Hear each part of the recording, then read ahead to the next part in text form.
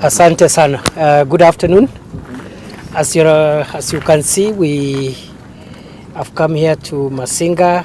Today we are doing a security preparedness assessment and risk mitigation because the last 1.5 months we have witnessed a lot of precipitation in our country. The weather people have also warned us that the precipitation is going to continue throughout December into January, and the experts here who are responsible for our generation plants at the Seven Forks dams have also told us that the levels at which the dams are filling requires to make contingency measures so that in the likely event that the El Nino continues, and in the likely event that the dams fill, the spillover is likely to lead to flooding, and we therefore need to be alert so that the populations that are living contiguous to the dams are not affected by the flooding. As you're aware, we have 5 dams within this generation ecosystem, and Masinga, where we are, is the largest. But there are some other smaller dams which cascade downwards down the river, Kamburu, Gitaru, Kindaruma, and Kambere.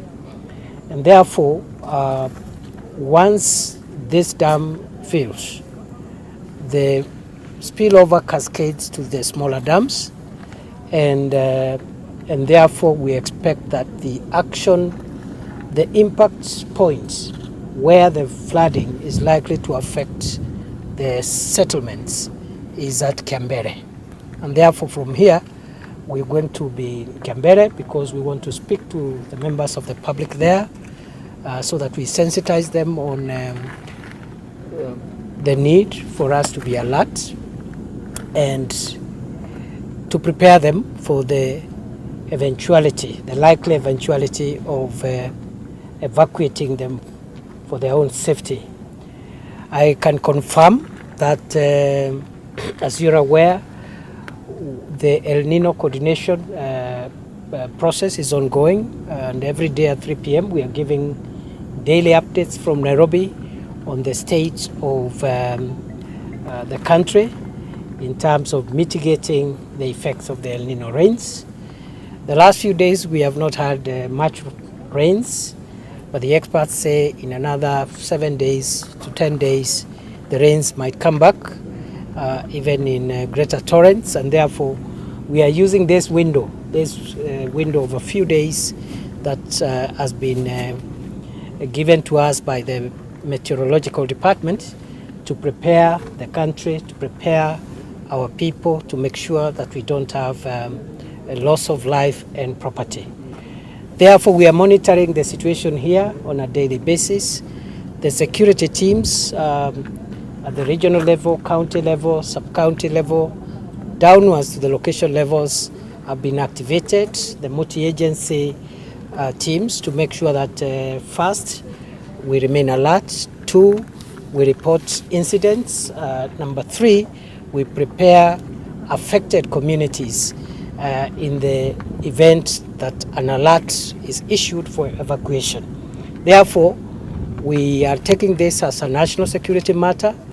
We already have lost quite a number of people, as you're aware, 142, which is a big number across the country. We would like not to lose an extra life if we can prevent. And the rules are simple. 1, please avoid risking your life by crossing flooded rivers.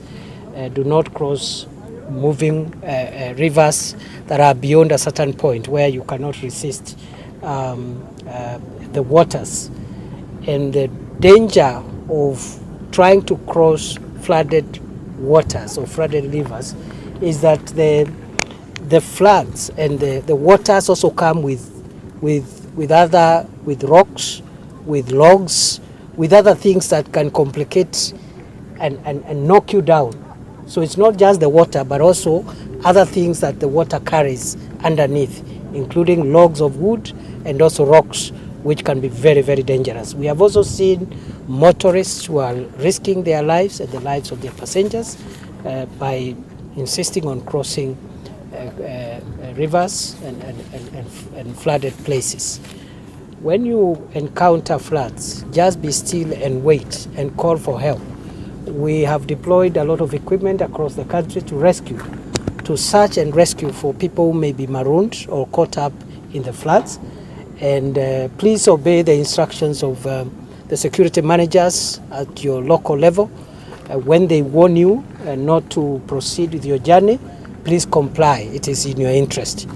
But let me say, because we've had a few incidents, I think in Tana River and some other incidents in Kwale, where we have had members of the public defying warnings from our security agencies, and the results have been catastrophic. Those people have ended up losing their lives. So we are going to be very firm in enforcing safety measures.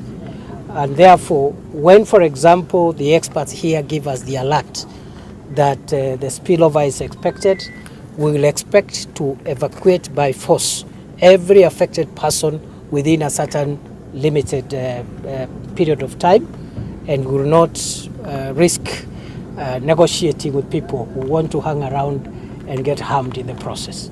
I therefore want to confirm to the country that we are doing whatever is possible to make sure that we don't lose more lives. Number two, we are doing whatever is possible to support those who are affected by the El Nino floods. As we speak, we have deployed enough air assets in terms of aircrafts, and we are working with other partners, including the Red Cross and humanitarian organizations.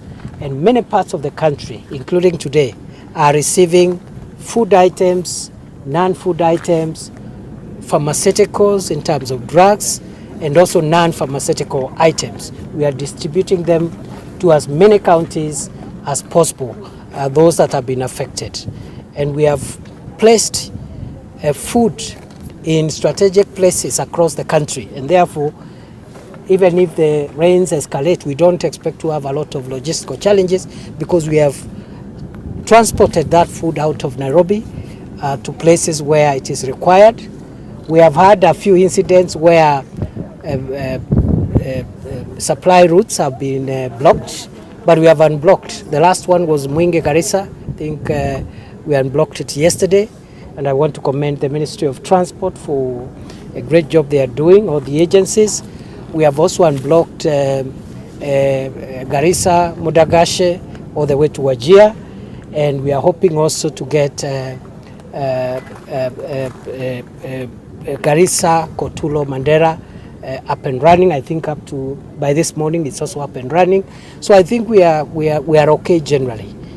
Mine is just to request that we cooperate and don't panic and wait from where you are until you are assisted.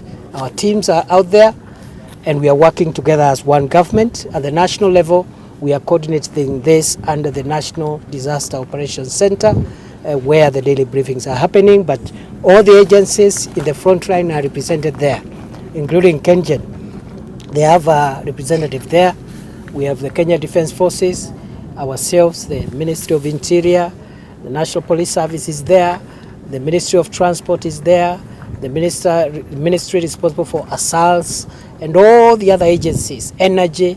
We are all there as one government, and I'm here today as a testament that we are taking this seriously, and we don't want to lose a single more life. Already the people we have lost are too many, and majority of them, over 70-80%, have lost their lives, unfortunately, by perhaps risking their lives. We of course condole with the families who have lost their loved ones, and we really hope that our sympathies will reach out to them. But we are also calling on the rest of us who are alive to be careful and wait a little longer. You don't have to attend every market day. You can skip 2 or 3 weeks and avoid going to the market, and you'll be fine from January. You don't have to proceed with every journey.